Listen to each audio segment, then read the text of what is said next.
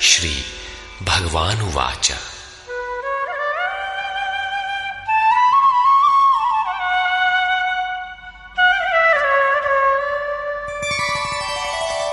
इदन्तु ते गुह्यतमं प्रवक्ष्याम्यनसूयवे ज्ञानं विज्ञानसहितं यज्ञात्वा मोक्ष्यसे शुभात्।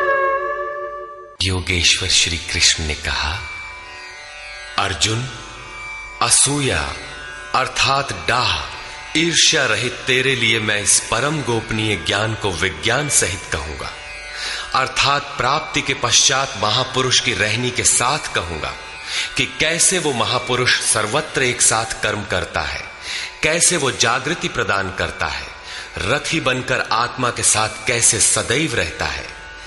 यत् ज्ञात्वा, जिसे साक्षात जानकर तू दुख रूपी संसार से मुक्त हो जाएगा। वो ज्ञान कैसा है, इस पर कहते हैं,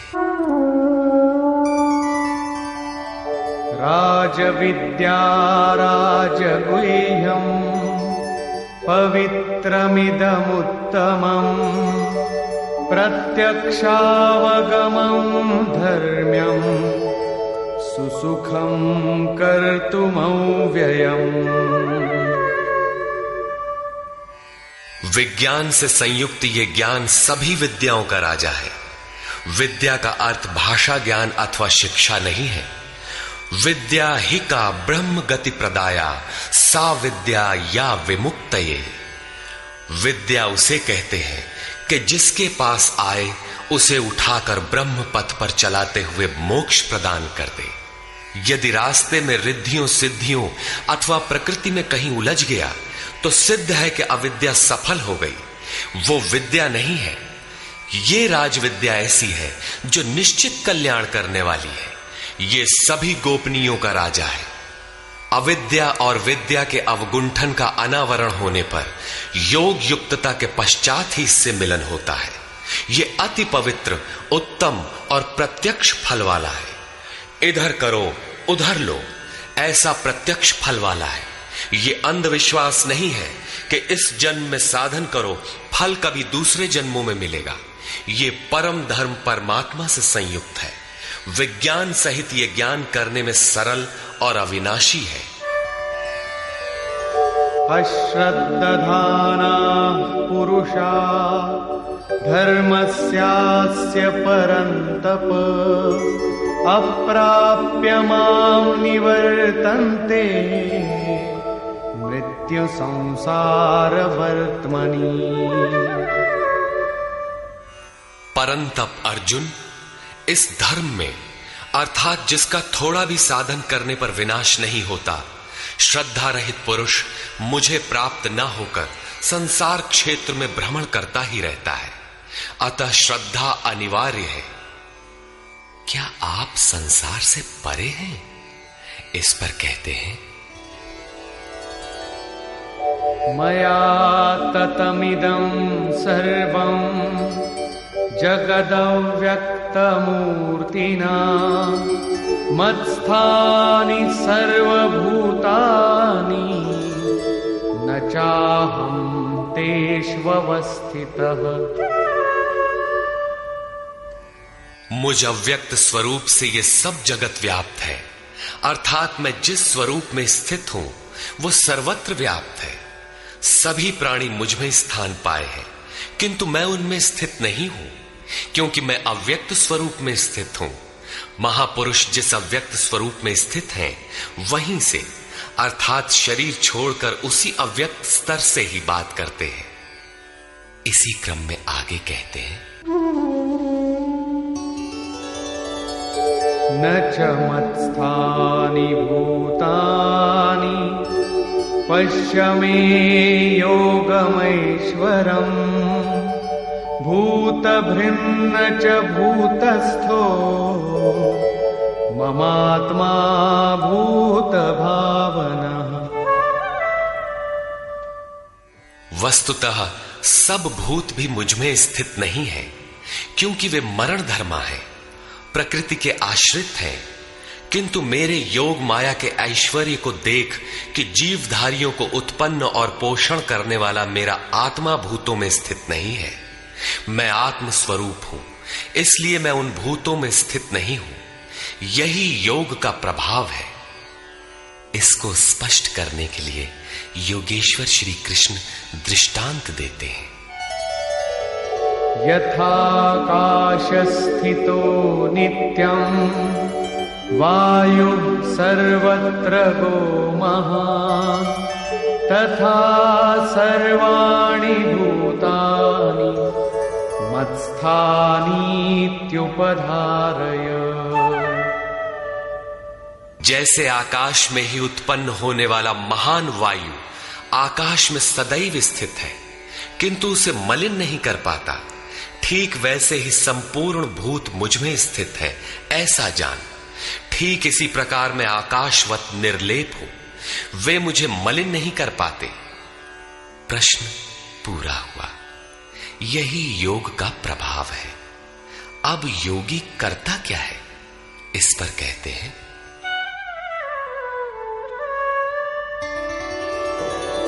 सर्वभूतानि कौन्तेय प्रकृतिं यान्ति मामिकाम् कल्पक्षये पुनस्तानि कल्पादौ विसृजाम्यहम्।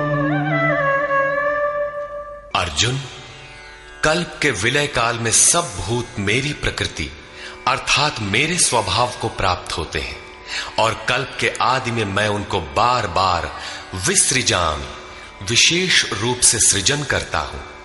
थे तो वे पहले से, किंतु विकृत थे, उन्हीं को रचता हूं, सजाता हूं।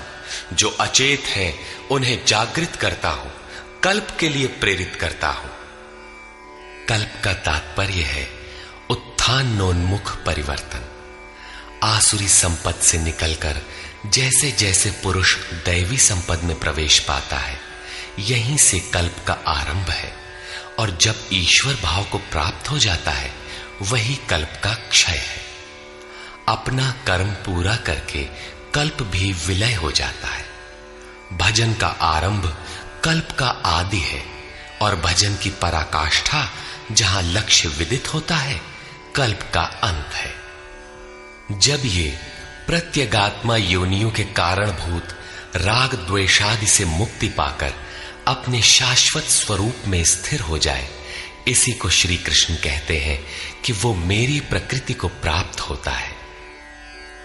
जो महापुरुष प्रकृति का विलय करके स्वरूप में प्रवेश पा गया, उसकी प्रकृति कैसी? क्या उसमें प्रकृति शेष ही है? नहीं। अध्याय 3 के 33वें श्लोक में योगेश्वर श्री कृष्ण कह चुके हैं कि सभी प्राणी अपनी प्रकृति को प्राप्त होते हैं। जैसा उनके ऊपर प्रकृति के गुणों का दबाव है, वैसा करते हैं। और ज्ञानवानपि, प्रत्यक्ष दर्शन के साथ जानकारी वाला ज्ञानी भी अपनी प्रकृति के सदृश चेष्टा करता है। ये पीछे वालों के कल्याण के लिए करता है। पूर्ण ज्ञानी तत्व स्थित महापुरुष की रहनी ही उसकी प्रकृति है। वो अपने इसी स्वभाव में बरतता है। कल्प के क्षय में लोग महापुरुष की इसी रहनी को प्राप्त होते हैं। महापुरुष के इसी कृतित्व पर पुनः प्रकाश डालते हैं। प्रकृतिं स्वामवष्टभ्य विसृजामि पुनः पुनः भूतग्राममिमं कृत्स्नम् अवशं प्रकृतेर्वशात्।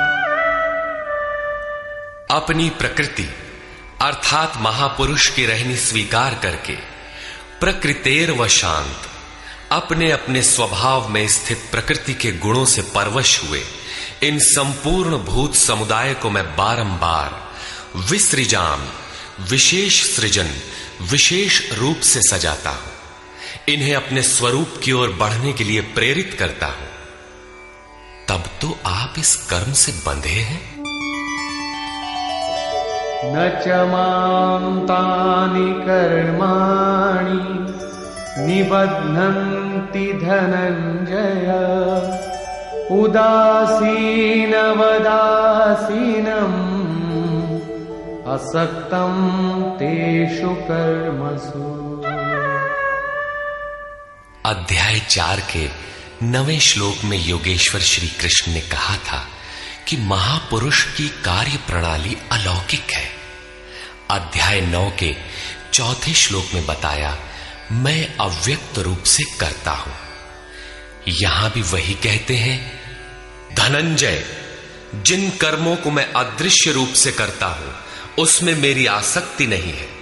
उदासीन के सदृश स्थित रहने वाले मुझ परमात्म स्वरूप को वे कर्म नहीं बांधते, क्योंकि कर्म के परिणाम में जो लक्ष्य मिलता है उसमें मैं स्थित हूं, इसलिए उन्हें करने के लिए मैं विवश नहीं हूं। ये तो स्वभाव के साथ जुड़ी प्रकृति के कार्यों का प्रश्न था। महापुरुष की रहनी थी, उनकी रचना थी। अब मेरे अध्यास से जो माया रचती है वो क्या है? वो भी एक कल्प है। मयाध्यक्षेण प्रकृतिः सूयते सचराचरम् हेतुनानेन कौन्तेय जगत् विपरिवर्तते। अर्जुन, मेरी अध्यक्षता में अर्थात मेरी उपस्थिति में सर्वत्र व्याप्त मेरे अध्यास से ये माया अर्थात त्रिगुणमयी प्रकृति, अष्टधा मूल प्रकृति और चेतन दोनों चराचर सहित जगत को रचती है, जो क्षुद्र कल्प है, और इसी कारण से यह संसार आवागमन के चक्र में घूमता रहता है। प्रकृति का यह क्षुद्र कल्प जिसमें काल का परिवर्तन है, मेरे अध्यास से प्रकृति ही करती है, मैं नहीं करता। किंतु 7वें श्लोक का कल्प आराधना का संचार एवं पूर्ति पर्यंत मार्गदर्शन वाला कल्प महापुरुष स्वयं करते हैं। एक स्थान पर वे स्वयं करता है जहां वे विशेष रूप से सृजन करते हैं। यहां कर्ता प्रकृति है, जो केवल मेरे आभास से ये क्षणिक परिवर्तन करती है, जिसमें शरीरों का परिवर्तन, काल परिवर्तन, युग परिवर्तन इत्यादि आते हैं। ऐसा व्याप्त प्रभाव होने पर भी मूढ़ लोग मुझे नहीं जानते। यथा अवजानन्ति मां मूढ़ा मानुषीं तनुमाश्रितम् परं भावमजानन्तो मम भूतमहेश्वरम्। संपूर्ण भूतों के महान ईश्वर रूप मेरे परम भाव को न जानने वाले मूढ़ लोग मुझे मनुष्य शरीर के आधार वाला और तुच्छ समझते हैं।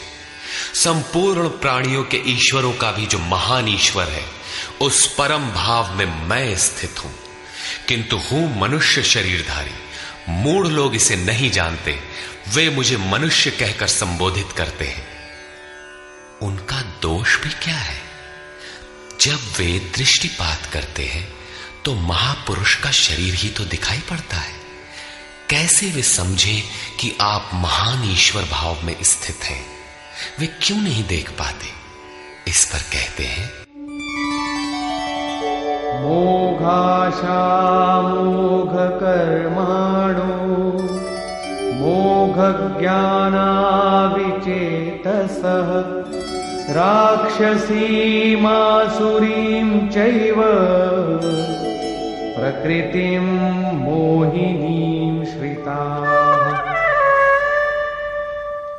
वे वृथा आशा अर्थात जो कभी पूर्ण न हो ऐसी आशा, वृथा कर्म अर्थात बंधनकारी कर्म, वृथा ज्ञान अर्थात जो वस्तुतः अज्ञान है, विचेतसः विशेष रूप से अचेत हुए राक्षसों और असुरों के से मोहित होने वाले स्वभाव को धारण किए होते हैं, अर्थात आसुरी स्वभाव वाले होते हैं, इसलिए मनुष्य समझते हैं। असुर और राक्षस मन का एक स्वभाव है, न कि कोई जाति या योनि। आसुरी स्वभाव वाले मुझे नहीं जान पाते, किंतु महात्मा जन मुझे जानते और भजते हैं। महात्मानस्तु मां पार्थ दैवीं प्रकृतिमाश्रिताः भजन्त्यनन्यमनसो ज्ञात्वा भूतादिमौ व्ययम्। हे पार्थ, परंतु दैवी प्रकृति अर्थात दैवी संपत्ति के आश्रित हुए महात्मा जन मुझे सब भूतों का आदिकरण अव्यक्त और अक्षर जानकर अनन्य मन से अर्थात मन के अंतराल में किसी अन्य को स्थान न देकर केवल मुझ में श्रद्धा रखकर निरंतर मुझे भजते हैं। किस प्रकार भजते हैं, इस पर कहते हैं, सततं कीर्तयन्तो मां यतन्तश्च दृढव्रताः नमस्यन्तश्च मां भक्त्या नित्ययुक्ता उपासते। वे निरंतर चिंतन के व्रत में अचल रहते हुए मेरे गुणों का चिंतन करते हैं, प्राप्ति के यत्न करते हैं और मुझे बारंबार नमस्कार करते हुए सदैव मुझसे संयुक्त होकर अनन्य भक्ति से मुझे उपासते हैं, अविरल लगे रहते हैं। कौन सी उपासना करते हैं? कैसा है ये कीर्ति ज्ञान? कोई दूसरी उपासना नहीं, वरन वही यज्ञ जिसे विस्तार से बता आए हैं, उसी आराधना को यहां संक्षेप में योगेश्वर श्री कृष्ण दोहरा रहे हैं। ज्ञानयज्ञेन चाप्यन्ये यजन्तो मामुपासते एकत्वेन पृथक्त्वेन बहुधा विश्वतो मुखम्। उनमें से कोई तो मुझ सर्वव्याप्त विराट परमात्मा को ज्ञान यज्ञ द्वारा यजन करते हैं, अर्थात अपनी लाभ हानि और शक्ति को समझकर इसी नियत कर्म यज्ञ में प्रवृत्त होते हैं। कुछ एकत्व भाव से मेरी उपासना करते हैं कि मुझे इसी में एक होना है, और दूसरे सब कुछ मुझे अलग रखकर मुझे समर्पण करके निष्काम सेवा भाव से मुझे उपासते हैं तथा बहुत प्रकार से उपासते हैं, क्योंकि एक ही यज्ञ के ये सभी ऊंचे नीचे स्तर हैं। यज्ञ का आरंभ सेवा से ही होता है, किंतु उसका अनुष्ठान होता कैसे है? योगेश्वर श्री कृष्ण कहते हैं, यज्ञ मैं करता हूं, यदि महापुरुष रथी न हो तो यज्ञ पार नहीं लगेगा। उन्हीं के निर्देशन में साधक समझ पाता है कि अब वो किस स्तर पर है, कहां तक पहुंच सका है। वस्तुतः यज्ञकर्ता कौन है?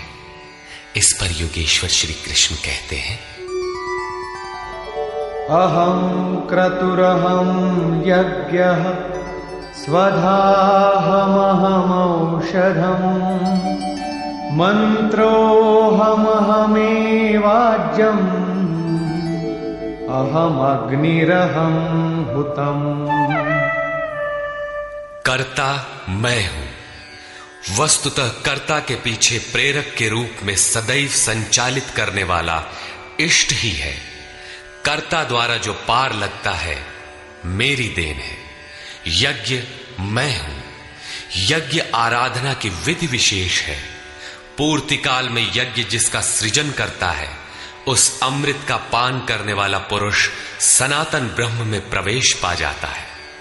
स्वधा मैं हूं, अर्थात अतीत के अनंत संस्कारों का विलय करना, उन्हें तृप्त कर देना मेरी देन है।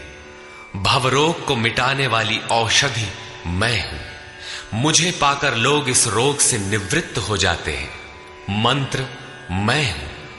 मन को श्वास के अंतराल में निरोध करना मेरी देन है। इस निरोध क्रिया में तीव्रता लाने वाली वस्तु आज्य अर्थात हवि भी मैं हूं। अग्नि मैं हूं। मेरे ही प्रकाश में मन की सभी प्रवृत्तियां विलय होती हैं तथा हवन अर्थात समर्पण भी मैं ही हूं। यहां योगेश्वर श्री कृष्ण बार बार मैं हूं कह रहे हैं। इसका आशय मात्र इतना है कि मैं ही प्रेरक के रूप में आत्मा से अभिन्न होकर खड़ा हो जाता हूं तथा निरंतर निर्णय देते हुए योग क्रिया को पूर्ण कराता हूं। इसी का नाम विज्ञान है। पूज्य महाराज जी कहा करते थे कि जब तक इष्ट देव रथी होकर श्वास प्रश्वास पर रोकथाम न करने लगे तब तक भजन आरंभ ही नहीं होता। कोई लाख आंख मूंदे भजन करे, शरीर को तपा डाले, लेकिन जब तक जिस परमात्मा की हमें चाह है वो जिस सतह पर हम खड़े हैं उस स्तर पर उतरकर आत्मा से अभिन्न होकर जागृत नहीं हो जाता तब तक सही मात्रा में भजन का स्वरूप समझ में नहीं आता। इसीलिए महाराज जी कहते थे, मेरे स्वरूप को पकड़ो, मैं सब दूंगा। श्री कृष्ण कहते हैं, सब मुझसे होता है।